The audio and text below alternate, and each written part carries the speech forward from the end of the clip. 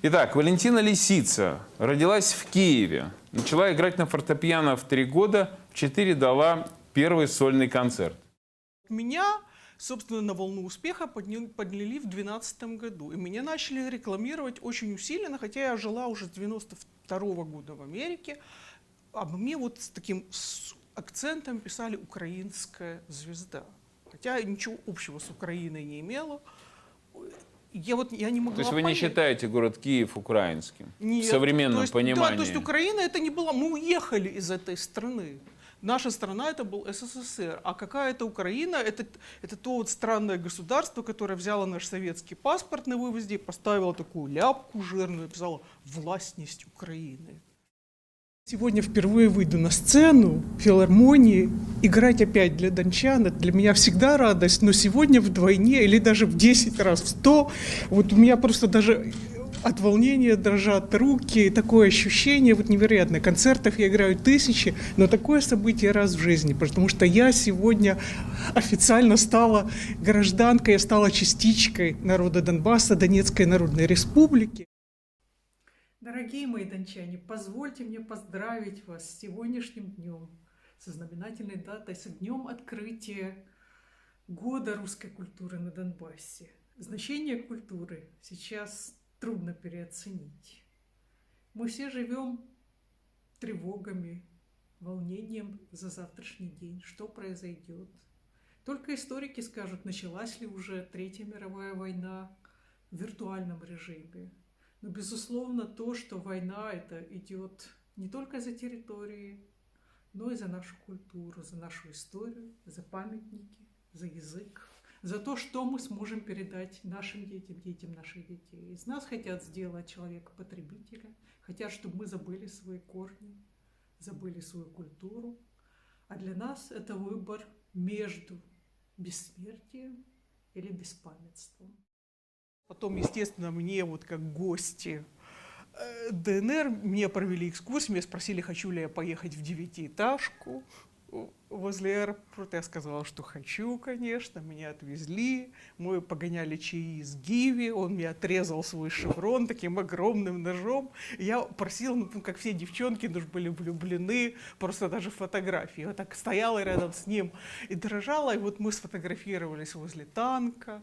Вот такое. А потом, вот после этой поездки, естественно, мы поездили тогда везде. Вы помните свои эмоции 24 февраля этого года? Ну так это все было, во-первых, была бессонная ночь, во-первых, смотрели в прямом эфире, как признают республики, как идет вот это заседание, потом, естественно, тексты, все, поздравления всем друзьям, радость, потом начинается, в общем, собственно, военные действия, конечно, с замиранием сердца смотришь, что происходит. Ты сам веришь, что люди действительно наверху знают, о чем это, что происходит, и что все вот-вот закончится замечательно. Потом это продолжается, естественно. Ощущение... Вот всегда было ощущение не того, вот, что ну, хоть бы настал мир. Нет, такого никогда не было. Было страшно, а что вот если настанет перемирие? Потому что вот это перемирие, вот эти Минские соглашения, которые висели вот буквально камнем на душах людей, потому что знали, что вот это остановилось. Вот был страх именно за то, что все опять остановится. Ваши личные ощущения, вот когда вы это слышите, вот что мы воюем с НАТО, Мы Россия воюем с воюет НАТО, это без... США, даже они, вопроса вот нет. что вы чувствуете? Сжимаются кулаки, хочется набить морду, что? Мне хочется набить морду НАТО спокойненько так. Что, по-вашему, будет, если они добьются победы? Они не добьются победы. То есть будет либо ничья, в смысле ничья ядерная.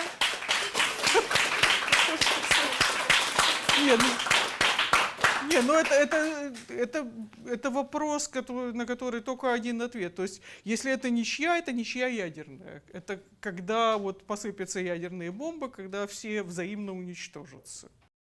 Отыграли все, и вот и тут итальянцев наконец прорвало. То есть до этого это опять было молчание, то есть я не знала.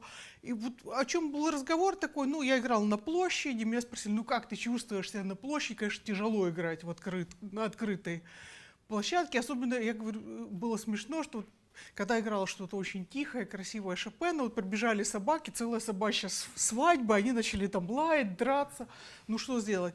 И я говорю, знаете, собаки меня не волновали, я боялась, что придут украинцы с кровавыми трусами.